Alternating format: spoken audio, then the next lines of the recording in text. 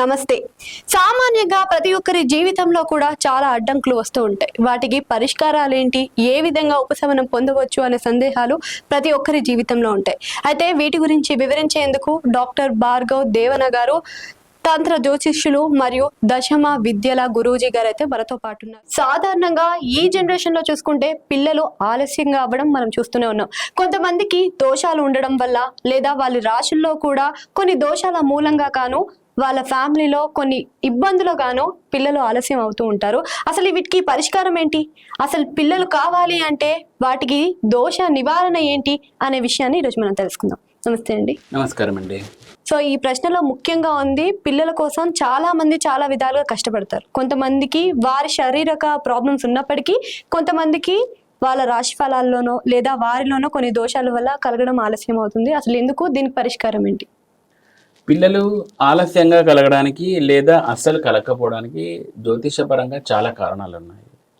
మొట్టమొదటగా మనము జాతకరీత్యా చూసుకోవాలనుకుంటే, స్త్రీల జాతకంలో ఎప్పుడైతే మనకు సర్పదోషాలు, నాగదోషాలు ఇలాంటివి ఉంటాయో స్త్రీలకు ఆలస్యంగా సంతానము, కొన్నిసార్లు సంతానమే కలగకపోవడానికి అవకాశాలు ఎక్కువగా ఉంటాయి.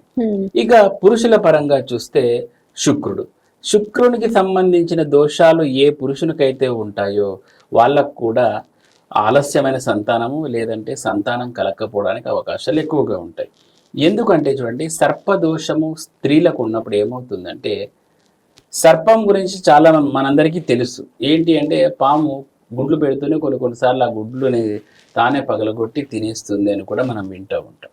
ఆ విధంగా సర్పదోషం ఉన్నప్పుడు సంతానకారకత్వాన్ని ఆ సర్పమే మింగివేస్తుంది, ఆ స్త్రీకి సంబంధించిన సర్పశక్తి.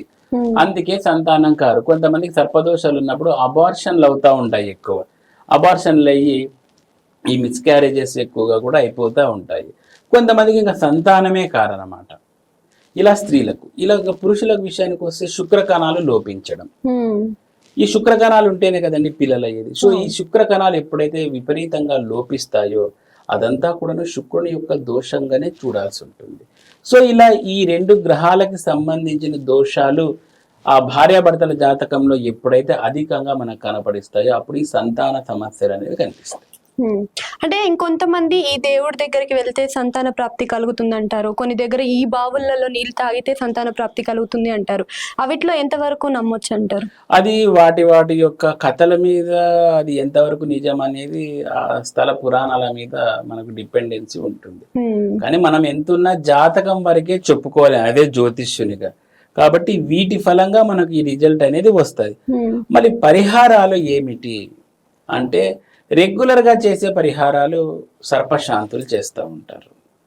తర్వాత కానీ పురుషులు మటుకు ఎక్కువగా సంతానానికి సంబంధించిన పరిహారాలు చేయరు, స్త్రీలే చేయాల్సిండేదే. పురుషులు ప్రత్యేకంగా పోయి సంతానానికి సంబంధించిన పరిహారాలు చేయడం అనేది చాలా అరుదు. మరి ఇటువంటి వాళ్ళు ఏం చేయాలి అంటే, కామపాల తంత్రము అనే ఒక తాంత్రిక విద్య ఉంది. ఆ తాంత్రిక విద్య చేయడం ద్వారా శీఘ్ర సంతాన ఫలితం ఉంటుందని తంత్రశాస్త్రం చెబుతుంది. ఇక స్త్రీల విషయానికి వస్తే ఏకజట మరియు ప్రచండ చండిక ఈ తంత్రాల ద్వారా కూడా శీఘ్రంగా సంతానం వస్తుంది అని మనకు తంత్రశాస్త్రం చెబుతుంది. సో ఈ తాంత్రిక ప్రక్రియల్లో కొన్ని తీవ్ర దేవతా శక్తులని ఆరాధన చేయడం జరుగుతుంది. ఆ తీవ్ర దేవతా శక్తుల వలన ఆ శీఘ్ర సంతాన ఫలితము అనేది వాళ్ళకు లభిస్తుంది. ఇంతే కాకుండా పుత్రకామేష్టి యాగాలు కూడా ఉన్నాయి. ఈ పుత్రకామేష్టి చేసినా కూడా అద్భుతమైన ఫలితాలు, సత్సంతానము, ధర్మరహిత సంతానము కలుగుతుంది అని మనకు శాస్త్రం చెబుతుంది. ఓకే, అంటే దీనికి ఇవే కాకుండా ఇంకా చాలా మందికి మనం ముందుగా మాట్లాడుకున్నట్టుగా వారి రాశిలోనో కానీ లేదా వారిలో ఏదైనా దోషం ఉన్నప్పుడు కానీ ఇలాంటివి కలుగుతాయి అంటారు. మరి వాళ్ళు ఇవి చేస్తే ఖచ్చితంగా ఉపశమనం దొరుకుతుంది అంటారా? చూడమ్మా, ప్రతిదానికి అంటే పూజ చేసిన ప్రతిదానికి మానవుడు ఫలితం ఆశించడం సహజం. శాస్త్రం ఏం చెప్తుందంటే, మానవ ప్రయత్నం అనేది లోపించకూడదు అని చెబుతుంది. కాబట్టి భగవంతుని మీద నమ్మకము భారం పెట్టేసి మన ప్రయత్నం మనం చేయాలి. తర్వాత భగవంతుడు మన కర్మ బేరీజు వేసి మనకు ఫలితాలను ఇస్తాడు. ఇప్పుడు అట్లాంటి ఎంతో మంది ఎన్నో పూజలు చేసి ఉంటారు, మరి సంతానం కలిగి ఉండదు, మరి ఎవరిని నిందిస్తారు? మరి భగవంతుడు ఎందుకు కరుణించలేదు కదా? దీనిలో ఈ క్వశ్చన్లకు ఆన్సర్లు ఉండవు. దీనికి ఆన్సర్లు ఏం చెప్తారు తెలుసా? ఒకవేళ చెప్పిన జ్యోతిషులు అదే పనికి డబ్బులు విపరీతంగా తీసుకొని వాళ్ళు కొట్టేయడానికే ఇదంతా అని చెప్పేసి అభాండం జ్యోతిష్యుల మీద పడుతుంది. జ్యోతిష్యుడు కూడా అనవసరంగా డబ్బులు ఏం తీసుకోండి, మీకు మీ కర్మ తెగ్గొట్టడానికి జ్యోతిష్యుడు కూడా ట్రై చేశారు. ఒక డాక్టర్ ఏ విధంగా రోగ నిర్మూలన చేయాలని చూస్తాడో జ్యోతిష్యుడు మీ కర్మ తెంపాలనే చూస్తాడు. కొన్నిసార్లు ఇది beyond his energy, beyond his power ఉంటుంది, అది భగవంతుడి నుంచి రావాలి.